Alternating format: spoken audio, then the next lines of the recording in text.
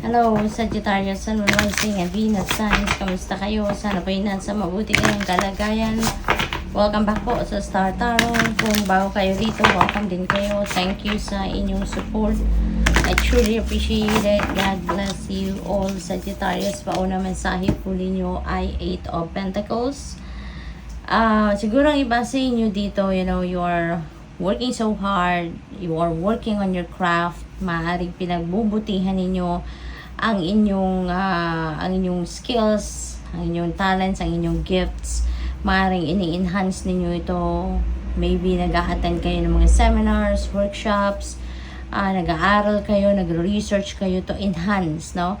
Your talents, skills, and gifts. So, maaaring ganun ang ganap dito.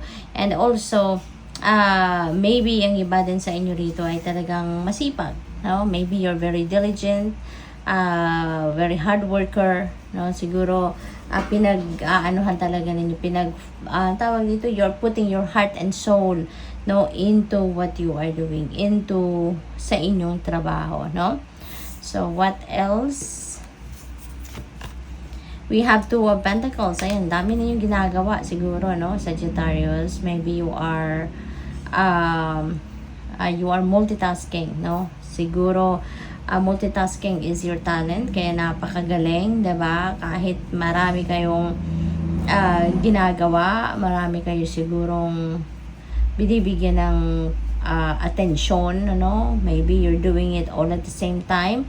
Maganda rin dito, kahit busy kayo, siguro you're enjoying what you do, no? Maaring yan ang forte ninyo, mag-multitask. Kaya lang, 'di ba?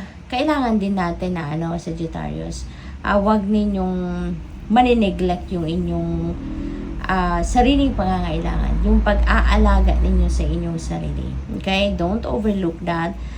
Don't neglect caring for yourself, kasi importante yun, no? Kahit gusto ninyong inyong ginagawa, pero kung depleted na yung energy ninyo, kung may nararamdaman na kayong physical discomfort, syempre hindi rin kayo magiging komportable na magtrabaho or i-perform, no, kung ano man ang mga trabaho ninyo or obligation or responsibilidad. Kaya even if you're enjoying what you do, na marami kayong ginagawa, okay lang sa inyo yun, but your body, no, needs replenishment. Your body needs rest. Your body needs relaxation. Kaya gagawan pa rin ninyo ng paraan yun, at bibigyan nyo pa rin ng oras, panahon at atensyon din yung inyong pangangalaga sa inyong kalusugan.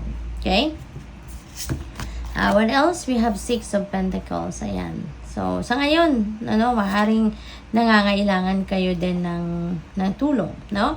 Maybe you need something like siguro pera, or baka nangangailangan kayo ng advice ng ibang tao, yung So, siguro meron kayong needs sa ngayon na maaaring kakailanganin ninyo ang tulong ng iba. But don't worry, Sagittarius, kasi now is the time also for those people na tinulungan mo din in the past. Maaring some of them also are going to pay back sa ngayon. Maaring timing lang din na kung ano yung kailangan mo sa ngayon, meron din sila, at meron silang maibibigay sa'yo, or meron din silang maitutulong sa'yo. And hindi lang ito limited to that kind, no, of scenario. Maaari din na meron din mga tao na willing din tumulong sa inyo, willing din magbigay ng kung ano ang inyong kailangan, even if hindi sila yung tinulungan mo in the past, no? Yung ganon. So, kung ano yung kind deeds na ginawa ninyo in the past, there are some people, no, na magdadala din ng ganong pabor din para sa'yo, no? Hindi necessarily na kung sino lang yung tinulungan ninyo noon, yun din ang magbibigay sa inyo sa ngayon, or yun din ang tutulong sa inyo sa ngayon, no? So, we have 6 of Wands, and this is another 6. So, synchronicity, Sagittarius. So, meron na tayong dalawang 6s. Kaya, I suggest po, na pakitignan po ninyo ang ibig sabihin ng double 6, no? Yung number 66, for more guidance. Paki-google po ninyo yan. Marami na po sa Google ang nag-explain ang ibig sabihin ng ng number 66 maging sa numerology or angel numbers, no? So pakitignan po ninyo yan, basahin nyo po at marami pa kayong mapupulot dyan na insights, na impormasyon na makakatulong din sa inyong sitwasyon. Sa Six of Wands naman, parang you will be on the spotlight, no? You will be on the spotlight. This is your success. Sa ngayon, mamamayagpag kayo sa kahit anumang larangan ang kinabibilangan ninyo, no? Kung ano man ang inyong trabaho siguro or career ninyo sa ngayon, you will be on the spotlight. There are many people siguro na makakapansin sa inyo sa ngayon. May mga taong magbibigay ng attention sa inyo sa ngayon. Papalakpakan ka sa ngayon, yung gano'n, no? As in, makikita nila, mararecognize ng mga tao sa paligid ninyo ang inyong galing sa kung ano man larangan, no, ang kinabibilangan ninyo. For others of you na baka kayo ay nagtatrabaho sa isang kumpanya, work office, or kung ano man, maybe sa ngayon baka mabigyan na kayo ng pay raise, ng bonus, mabigyan kayo ng bagong kontrata, mga ganon, kasi mapapansin na, no, ng mga boss ninyo yung galing ninyo, yung hard work ninyo nagbunga na, kumbaga, ng alam mo yun, magandang resulta. Kaya magkakaroon kayo ng reward. Broom, ayan, so you are going to tidy up your life. Okay? Clearing time ito para sa inyo, Sagittarius. Maybe, meron kayong gagawin dito na decluttering your life. Maaaring meron ditong pagtanggal ng mga unnecessary, no, na parte sa buhay ninyo. Maaaring ito yung mga tawag dito, yung mga tao, sitwasyon, or siguro mga bagay-bagay na marirealize niyo sa ngayon na it's not helping you. No, maaring marirealize mo na it's not for your highest good na sa ngayon, kaya tatanggalin mo na yan sa buhay ninyo, no? Probably then, Sagittarius, meron din ditong realization kayo na parang teka lang muna, diba? Parang it's just taking so much space sa buhay ko na hindi ko naman to mapapakinabangan na, no? Kaya maaaring lilinisin mo na yan or tatanggalin mo na yan sa buhay ninyo. And hindi lang yon, hindi lang ang mga ganyan ang maaaring gagawin ninyo ngayon, but also maybe you're going to declutter your physical space, no? Maglilinis din kayo ng bahay, mag-organize kayo. It's time for renewal talaga, no? From inside and out, maaaring yun ang gagawin ninyo sa ngayon. Kaya hindi lang yung inside of you, no, yung lilinisin mo, but also yung physical and living space ninyo. Magdi-declutter din kayo, no? Maglilinis kayo, mag-organize kayo ng closet ninyo, magre-rearrange siguro kayo ng mga furnitures, yung mga ganon. What else? We have Five of Wands. Ayan. So, merong dito, no? Merong siguro diskusyon, no? Merong hindi pagkakaintindihan with between you and another person, or between you or a group of people.